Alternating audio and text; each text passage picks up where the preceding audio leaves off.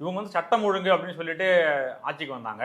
ஆனால் சட்டம் ஒழுங்கு நேற்று பார்த்தீங்கன்னா ஒரு ஒரு 13 வயது பள்ளி சிறுவன் கொல்லப்பட்டிருக்காப்புல. இன்னைக்கு திருச்சியில் வந்து இவங்க எந்த அளவுக்கு ஒரு எஸ்பி வந்து ஊரில் இருக்க ரவுடிகளை எல்லாம் ஒரு இடத்துல வர வச்சு இனிமேல் இப்படி பண்ணீங்கன்னா அவ்வளோதான் அப்படின்னு சொல்லி மிரட்டினாரு அப்படின்னு சொல்லி டிவியில் பயங்கரமாக வந்துச்சு. இது நடந்தது வந்து திருச்சி எஸ்பி பண்ணாரு.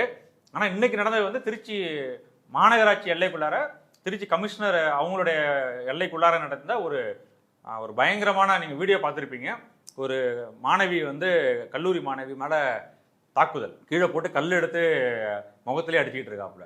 அவ்வளோ கொடூரமான தாக்குதல்.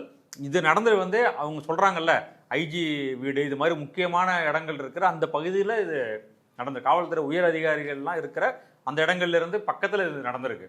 இப்போ இவங்க வந்து ஏற்கனவே சிங்கப்பெண் படை அமைச்சிட்டோம், இனிமேல் எங்கேயுமே பெண்களுக்கு வந்து பாதிப்பு இருக்காது அப்படின்லாம் சொன்னாங்க. திமுக வந்து பெண்களுக்கு ஒழுங்காக பாதுகாப்பு கொடுக்கல, அதனால தான் அதெல்லாம் நடக்குது அப்படின்னு சொல்லிட்டு எல்லா சம்பவம் நடந்தாலும் அதை வந்து நேரடியாக அங்கே பொருத்தி பேசினாங்க. திமுகவுடைய ஆட்சி தான் அதுக்கு காரணம் அப்படின்னு சொல்லிட்டு.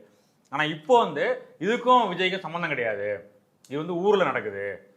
அதாவது நல்லது நடந்தது, சீட்டில் இருக்க துண்டை எடுத்துட்டா அது வந்து அந்த கிரெடிட் விஜய்க்கு.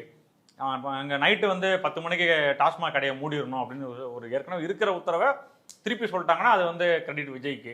ஆனால் இந்த மாதிரி ஊரில் நடக்கிற குற்ற சம்பவங்கள், அது மட்டும் இல்லாமல் பக்கத்தில் இப்போ எடப்பாடி பழனிசாமி கூட ஒரு அறிக்கை கொடுத்துருக்காரு. சென்னை முடிச்சவர்கள் கானா பாடகர்கள் 2 பேர், ஆமாம், கானா பாடகர்கள் 2 பேர் கொல்லப்பட்டிருக்காங்க. அப்போ இந்த மாதிரி தொடர்ந்து நடந்துகிட்டு இருக்கு, இன்னும் நிறைய நடந்திருக்கு. நான் வந்து உங்களுக்கு ஒரு சில இதை மட்டும் தான் சொல்றோம். இப்படி இருக்கும்போது ஏற்கனவே பேசினவங்க தமிழ்நாட்டில் வந்து பெண்களுக்கு பாதுகாப்பு இல்லை, சட்டம் ஒழுங்கு சரியில்லை அப்படின்னு பேசினவங்க இதை பற்றி யாராவது பேசுறாங்களா?